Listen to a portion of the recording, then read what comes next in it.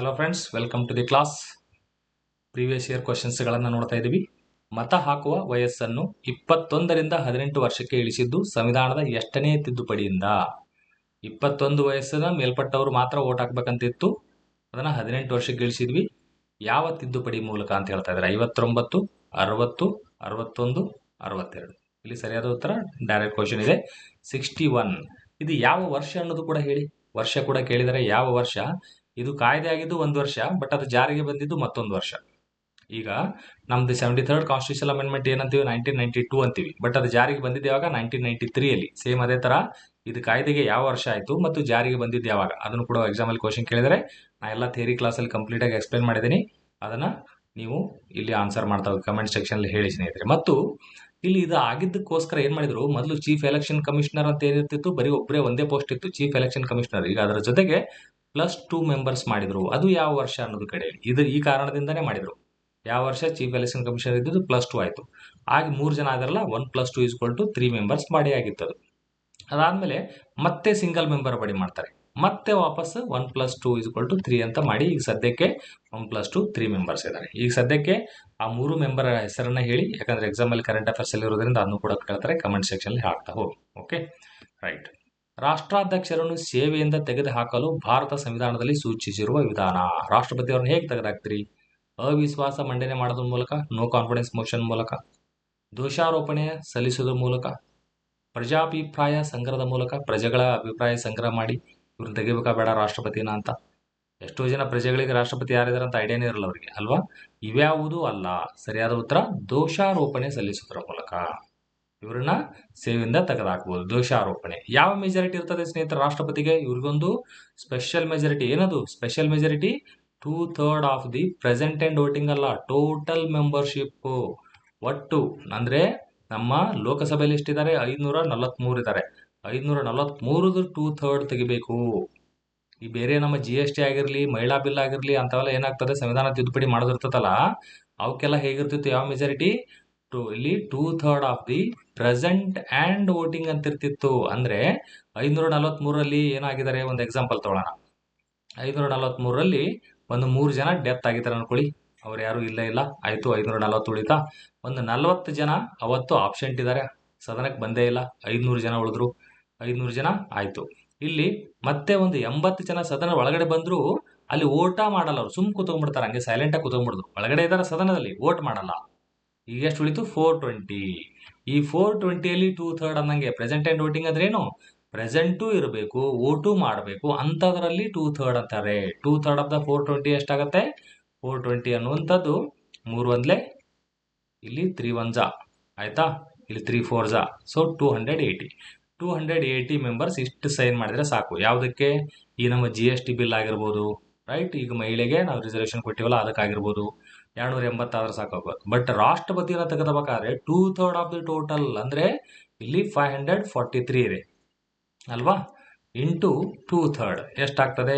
3 1 ಇಲ್ಲಿ 3 1 ಆಯ್ತಾ, ಇಲ್ಲಿ 2 ಆಯ್ತು, 3 8 3 1 ಇಲ್ಲಿ 362 ಜನ ಕಂಪಲ್ಸರಿ ವೋಟ್ ಹಾಕ್ಬೇಕು. ನೋಡಿ ಎಷ್ಟು ಡಿಫರೆನ್ಸ್ ಇದೆ. ಕಷ್ಟ ಅಲ್ವಾ? ಬೇರೆ ಒಂದು ಯಾವುದೇ ಒಂದು ಸಂವಿಧಾನ ತಿದ್ದುಪಡಿ ಮಸೂದೆ ನೀವು ಮಾಡ್ಬೇಕಾದ್ರೆ ಬರೀ 280 ಆ ಲೆವೆಲ್ಗೆ ಬಂದ್ಬಿಟ್ರೆ ಸಾಕು, ಆ ಬಿಲ್ ಪಾಸ್ ಆಗ್ಬಿಡ್ತದೆ. ಬಟ್ ರಾಷ್ಟ್ರಪತಿನ ಕಿತ್ತಾಕುವಾಗ ಮಿನಿಮಮ್ 362 ಬರಲೇಬೇಕು ಕಂಪಲ್ಸರಿ. ಈಗ ಯಾವ್ದಾದ್ರು ಪಕ್ಷಕ್ಕೆ ಅಷ್ಟಿದೆಯಾ? ಅಷ್ಟು ಓಟು 280ವರೆಗೆ ಒಂದು ಲೆವೆಲ್ ತೆಗೆದು ಬಿಡ್ಬೋದು ಬೇಕಾರೆ. 360. ಅದಕ್ಕೆ ರಾಷ್ಟ್ರಪತಿಯನ್ನು ತೆಗೆದು ಹಾಕೋದು ಕಷ್ಟ. ಇನ್ನೂವರೆಗೆ ಯಾರನ್ನೂ ತೆಗೆದು ಹಾಕೇ ಇಲ್ಲ. ಅರ್ಥ ಆಗ್ತಿದೆಯಾ? ಇವೆಲ್ಲ ಪಾಯಿಂಟ್ಗಳನ್ನ ಥಿಯರಿ ಕ್ಲಾಸಲ್ಲಿ ಅದ್ಭುತವಾಗಿ ನಾನು ಎಕ್ಸ್ಪ್ಲೈನ್ ಮಾಡ್ತಾ ಹೋಗಿದ್ದೀನಿ ಸ್ನೇಹಿತರೆ. ಇಂಡಿಯನ್ ಕಾನ್ಸ್ಟಿಟ್ಯೂಷನ್ ಇದೊಂದು ಕೇಳಿದ್ರೆ ಸಾಕು, ಯಾವ ಒಂದು ಬುಕ್ ಓದೋದು ಬೇಡ. ಜಸ್ಟ್ ಇದು ನನ್ನ ನೋಟ್ಸ್, ನನ್ನ ಕ್ಲಾಸ್ಗಳನ್ನು ಕೇಳಿ ಅದೇ ರಿವಿಷನ್ ಮಾಡ್ತಾ ಹೋದ್ರೆ ಮೋರ್ ದನ್ ಸಫಿಷಿಯಂಟ್ ಆಗ್ತದೆ. ಕರೆಂಟ್ ಅಫೇರ್ಸ್ ಬಂದಿದ್ದನ್ನು ಕೂಡ ನಾನು ಮುಂದಿನ ದಿನಗಳಲ್ಲಿ ಇಲ್ಲಿ ಆ್ಯಡ್ ಮಾಡ್ತಾ ಇರ್ತೀನಿ. ಅಷ್ಟು ನೋಡಿದರೆ ಪರ್ಫೆಕ್ಟ್ ಆಗ್ತಾರೆ. PC ಎಕ್ಸಾಮ್ ಹಿಡಿದು DC ಎಕ್ಸಾಮ್ವರೆಗೂ ನಿಮ್ಗೆ ಯೂಸ್ ಆಗ್ತದೆ. ಇದನ್ನು ಕನ್ಸಿಡರ್ ಮಾಡಿ. ಸಂಕಟೀಸರ್ ಅಕಾಡೆಮಿ ಆ್ಯಪಲ್ಲಿ ಮಾಡಿದ್ದೀನಿ, ಅದನ್ನು ಡೌನ್ಲೋಡ್ ಮಾಡ್ಕೊಂಡು ನೋಡ್ತಾ ಹೋಗಿ. PSI ಎಸ್ಸೆಗೆ ಸಾಕಷ್ಟು ಎಸ್ಸೆಗಳನ್ನು ಮಾಡಿದ್ದೀನಿ. ಇಂಟ್ರೊಡಕ್ಷನ್, ಕನ್ಕ್ಲೂಷನ್, KSಗೂ ಕೂಡ ಯೂಸ್ ಆಗ್ತದೆ. ಎಕನಾಮಿಗೆ ಸಂಬಂಧಪಟ್ಟಂಗೆ ಎಲ್ಲ ಥಿಯರಿ ಸಬ್ಜೆಕ್ಟ್, ಕರ್ನಾಟಕದ್ದು ಮತ್ತು ಭಾರತದ್ದು ಆರ್ಥಿಕ ಸಮೀಕ್ಷೆ ಮತ್ತು ಬಜೆಟ್ ಅನ್ನ, ಕೇಂದ್ರ ಸರ್ಕಾರದ ಸ್ಕೀಮು, ರಾಜ್ಯ ಸರ್ಕಾರದ ಸ್ಕೀಮ್ಗಳು, ಈ ಗ್ರೂಪ್ P ಪೋಸ್ಟ್, ಹಿಂದುಳಿದ ವರ್ಗಗಳ ಕಲ್ಯಾಣಾಧಿಕಾರಿ ಪೋಸ್ಟ್ ಎಕ್ಸಾಮ್ ಪೋಸ್ಟ್ ಇದೆ. ಒಳ್ಳೆಯ ಅವಕಾಶ, ಇದನ್ನು ಯುಟಿಲೈಸ್ ಮಾಡ್ಕೊಳ್ಳಿ. ಟೋಟಲ್ 15 ಪಾಯಿಂಟ್ ಸಿಲೆಬಸ್ ಅದಾವು. ಇದನ್ನ ನಾನು ಜಸ್ಟ್ ಒಂದು 50 ಅವರ್ಸ್ ಅಲ್ಲಿ ಕಂಪ್ಲೀಟ್ ಮಾಡಿ, ಮತ್ತೊಂದು 50 ಅವರ್ಸ್ ಅಲ್ಲಿ ರಿವಿಷನ್ ಮಾಡಿ ಕ್ಲಾಸಲ್ಲೇ ಪರ್ಫೆಕ್ಟ್ ಮಾಡ್ಕೊಡ್ತೀನಿ. 100 ಅವರ್ಸ್ ಅಲ್ಲಿ ಪಕ್ಕಾ ನೀವು ಪರ್ಫೆಕ್ಷನ್ ಎಲ್ಲ ಸಬ್ಜೆಕ್ಟ್ ಅಲ್ಲಿ ಬೇಕಾದ ಕ್ವಶನ್ ಕೇಳಿದ್ರು ಆನ್ಸರ್ ಮಾಡೋ ರೀತಿಯಲ್ಲಿ ಎಲ್ಲ ರೀತಿ ನಾನು ಬೇರೆ ಬೇರೆ ಎಲ್ಲ ಕಡೆಯಿಂದ ಇಂಪಾರ್ಟೆಂಟ್ ಪಾಯಿಂಟ್ ಎಲ್ಲ ಸೇರಿಸಿ ನಿಮ್ಗೆ ಪರ್ಫೆಕ್ಟಾಗಿ ಪಾಠ ಮಾಡ್ತಾ ಇದ್ದೀನಿ. ನೀವು ಕನ್ಸಿಡರ್ ಮಾಡ್ತಾ ಹೋಗಿ. ಇದು ಕೂಡ ಸಂಘಟಿ ಸರ್ ಅಕಾಡೆಮಿ ಆ್ಯಪಲ್ಲಿ ನಿಮಗೆ ಸಿಗ್ತಾ ಹೋಗ್ತದೆ. ಯುಟಿಲೈಸ್ ಮಾಡಿಸಿ. ರೈಟ್. ಹೆಬಿಯಸ್ ಕಾರ್ಪಸ್ ಅಂದರೆ ಏನು? ಇದು ಕೂಡ ಕ್ವಶನ್ ಕೇಳ್ತಾರೆ ಈ ಥರ. ದಸ್ತಗಿರಿ ಮಾಡಿದ ವ್ಯಕ್ತಿಯನ್ನು, ದಸ್ತಗಿರಿ ಅಂದ್ರೆ ಅರೆಸ್ಟ್ ಮಾಡ್ಕೊಂಡು ಹೋಗ್ತಾರಲ್ಲ ಪೊಲೀಸರು, ವ್ಯಕ್ತಿಯನ್ನು ಬಿಡುಗಡೆ ಮಾಡುವಂಥದ್ದಕ್ಕೆ ಹೆಬಿಯಸ್ ಕಾರ್ಪಸ್ ಅಂತೀವಿ. ದಸ್ತಗಿರಿ ಮಾಡಲು ನ್ಯಾಯಾಲಯ ನೀಡಿದ ನಿರ್ದೇಶನ, ಯಾವುದೇ ಒಬ್ಬ ವ್ಯಕ್ತಿನ ಅರೆಸ್ಟ್ ಮಾಡ್ಕೊಂಡು ಬನ್ನಿ ಅಂತ ನ್ಯಾಯಾಲಯ ನಿರ್ದೇಶನ ಕೊಟ್ಟಿದೆ, ಅದಕ್ಕೆ ಹೇಬಿಯಸ್ ಕಾರ್ಪಸ್ ಅಂತೀವಿ ಅಂತಾರೆ. ಅಪರಾಧಿಯನ್ನು ನಿರ್ದೋಷಗೊಳಿಸುವುದು, ಅಪರಾಧ ಮಾಡಿದರೆ ಕೋರ್ಟ್ ಹೇಳುತ್ತೆ ಆಯ್ತು ನೀನು ಅಪರಾಧ ಮಾಡಿಲ್ಲ ನಡಿ ಅಂತ ಮನೆಗೆ ಕಳಿಸ್ತಾರಲ್ಲ, ಅದು ಆ ಥರ. ವ್ಯಕ್ತಿಯನ್ನು ನ್ಯಾಯಾಲಯದ ಮುಂದೆ ಹಾಜರುಪಡಿಸಲು ನ್ಯಾಯಾಲಯ ಕೊಟ್ಟ ಆಜ್ಞತಾ ಪತ್ರ. ಯಾವುದೋ ಒಬ್ಬ ವ್ಯಕ್ತಿ ಇದ್ದಾನೆ, ಆ ವ್ಯಕ್ತಿನ ನೀವು ನ್ಯಾಯಾಲಯದ ಮುಂದೆ ನಾಳೆ ಅನ್ನೋದ್ಲೇ ನಮಗೆ ಒಪ್ಪಿಸ್ಬೇಕು, ನ್ಯಾಯಾಲಯದ ಮುಂದೆ ತಂದು ತೋರಿಸ್ಬೇಕನ್ನ ಅಂತ ಅನ್ನುವಂಥದ್ದು ಅಂತ ಹೇಳ್ತಾರೆ. ಸರಿಯಾದ ಉತ್ತರ ಯಾವುದು? Option D is the right answer. ಈಗ ಯಾರೋ ನಿಮ್ಮ ಫ್ರೆಂಡ್ ಯಾರೋ ಒಬ್ರು ಕಾಣೆ ಆಗ್ಬಿಟ್ರೆ ಕೋರ್ಟಲ್ಲಿ ಹೇಬಿಯಸ್ ಕಾರ್ಪಸ್ ಹಾಕ್ಬಿಟ್ರೆ ಏನಾಗುತ್ತೆ? ಪೊಲೀಸರು ಎಲ್ಲಿದ್ದಲ್ಲಿ ಹೋಗಿ ಹುಡ್ಕೊಂಡು ಅವ್ರು ತಂದು ನಿಲ್ಲಿಸಬೇಕು. ಆ ಥರ ಇದೆ. ಇದನ್ನ ಎಲ್ಲಿ ಸಲ್ಲಿಸ್ಬೋದು ಈ ರೀಟ್ಗಳನ್ನು ನೀವು? ತಾಲೂಕು ಡಿಸ್ಟಿಕ್ ಕೋರ್ಟ್ಗಳು, KAT CAT ಅಲ್ಲೆಲ್ಲ ಮಾಡ್ಬೋದಾ? ಇಲ್ಲ, ಕೇವಲ ಹೈಕೋರ್ಟ್ ಮತ್ತು ಸುಪ್ರೀಂ ಕೋರ್ಟ್ ಅಲ್ಲಿ ಮಾತ್ರ ಮಾಡ್ಬೋದು. ನೆನ್ಪಿಟ್ಕೊಳ್ಳಿ, ಇಂಥವೆಲ್ಲ ಕ್ವಶನ್ಸ್ಗಳನ್ನ ಕೇಳ್ತಾ ಇರ್ತಾರೆ. ಹೈಕೋರ್ಟ್ ಅಂಡ್ ಸುಪ್ರೀಂ ಕೋರ್ಟ್ ಅಲ್ಲಿ ಮಾತ್ರ ಮಾಡುವಂಥದ್ದು. ಓಕೆ, ಅರ್ಥ ಆಗ್ತದೆಯಲ್ಲ? ಕೆಳಕಂಡ ಸಮಿತಿಗಳಲ್ಲಿ ಯಾವ ಸಮಿತಿ ಲೋಕಸಭಾ ಸದಸ್ಯರನ್ನು ಮಾತ್ರ ಹೊಂದಿರುತ್ತದೆ?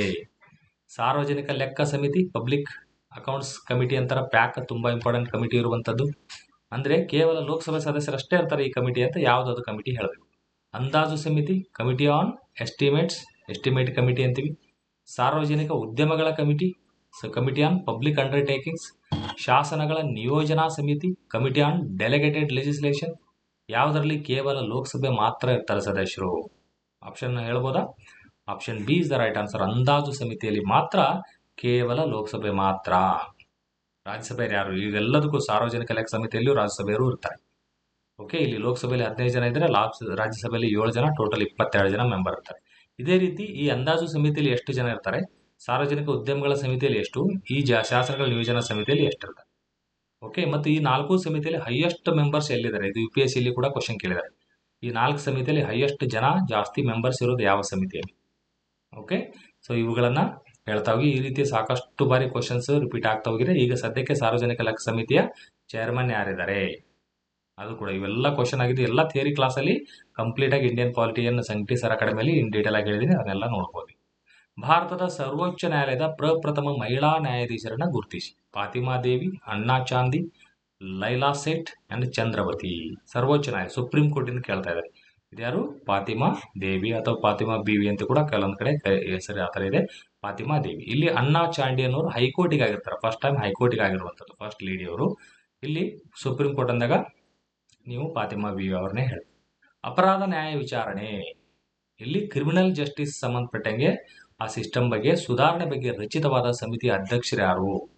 ತುಂಬಾ ಫೇಮಸ್ ಇರುವಂಥದ್ದು justice Anand, justice MS Venkatachalaiah, justice Malimath ಸಮಿತಿ, ಜಸ್ಟಿಸ್ ವರ್ಮಾ ಸಮಿತಿ. ಯಾವ ಸಮಿತಿ ಸ್ನೇಹಿತರೆ ಇದು? ಇದು ಜಸ್ಟಿಸ್ ಮಳಿಮಠ ಸಮಿತಿ. ಇದ್ಯಾವುದು?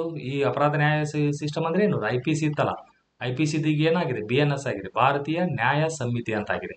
ಇಂಡಿಯನ್ ಪೆನಲ್ ಕೋಡ್ ಇದ್ದೀಗ BNS ಅಂತ ಕರಿತೀವಲ್ಲ, ಭಾರತೀಯ ನ್ಯಾಯ ಸಂಹಿತೆ. ಇದು CRPC ಇದ್ದು ಕ್ರಿಮಿನಲ್ ಪ್ರೊಸೀಜರ್ ಕೋಡ್ ಅಂತ ಇತ್ತಲ್ಲ, ಅದೇನಾಗಿದೆ? BNSS ಅಂತ ಆಗಿದೆ. ಈಗ BNSS ಏನಿದು? ಭಾರತೀಯ ನ್ಯಾಯ ಸುರಕ್ಷಾ ಸಂಹಿತೆ ಅಂತ ಆಗಿದೆ ಸರ್. ಓಕೆ, ಸೊ ಈ ತರ ಎಲ್ಲ ಇಂಡಿಯನ್ ಎವಿಡೆನ್ಸ್ ಆಕ್ಟ್ ಇದ್ದು ಅದು ಕೂಡ ಬದಲಾವಣೆ. ಇವೆಲ್ಲ ನಾವು ಏನು ಎಸ್ಸೆಗಳು ಕೂಡ ಎಕ್ಸ್ಪೆಕ್ಟ್ ಮಾಡಬಹುದು, KS PSI ಆ ಥರ ಎಲ್ಲ. ಬಟ್ ಈಗ PSI ಮೊನ್ನೆ ತುಂಬಾ ಡಿಫ್ರೆಂಟ್ ಆಗಿ 5 ಎಸ್ಸೆಗಳನ್ನ ಬೇರೆ ಎಲ್ಲ ಎಕ್ಸ್ಪೆಕ್ಟೆಡ್ ಬೇರೆ ರೀತಿ ಎಸ್ಸೆ ಕೊಟ್ಟಿದ್ರು. ಬಟ್ ಎಲ್ಲ easy direct lines on the lines ಅಲ್ಲ, ಕರೆಂಟ್ ಅಫೇರ್ಸ್ ಅಲ್ಲೇ ಇದ್ದುವಂಥದ್ದು. ಅದನ್ನು ಕೂಡ ನೀವು ಅಬ್ಸರ್ವ್ ಮಾಡಬಹುದು. ಓಕೆ, ಸೊ ಇಲ್ಲಿ ಜಸ್ಟಿಸ್ ಮಳಿಮಠ ಸಮಿತಿಯನ್ನ ನಾವಿಲ್ಲಿ ಇದಕ್ಕೋಸ್ಕರ ನೇಮಕ ಮಾಡಿದ್ದೇವೆ ಅನ್ನೋದು ನೆನ್ಪಿಡಿ. ಇಂಥವೆಲ್ಲ ನೆನ್ಪಿಡಬೇಕು. ರಾಷ್ಟ್ರೀಯ ಐಕ್ಯತಾ ಸಮಿತಿಯ ಅಧ್ಯಕ್ಷರು ಯಾರು? ಓಕೆ, ಸೊ ಇದಕ್ಕೆ ಆನ್ಸರ್ ಮಾಡ್ಬೋದಾ? ಎಸ್. ಓಕೆ, ಇಲ್ಲಿ ಇದು ಚಾಪ್ಟರ್ ಕ್ಲೋಸ್ ಮಾಡೋಣ ಮತ್ತು ನೆಕ್ಸ್ಟ್ ವಿಡಿಯೋದಲ್ಲಿ ಮತ್ತೆ ಬರ್ತೀನಿ. ಇದು ಐಕ್ಯತಾ ಸಮಿತಿಯ ಅಧ್ಯಕ್ಷರು ಯಾರಿರ್ತಾರೆ, ಪದನಿಮಿತ್ತವಾಗಿರ್ತಾರೆ, ಯಾರಿರ್ತಾರೆ ಅನ್ನೋದನ್ನ ನೋಡ್ತಾವೆ. Okay, thank you.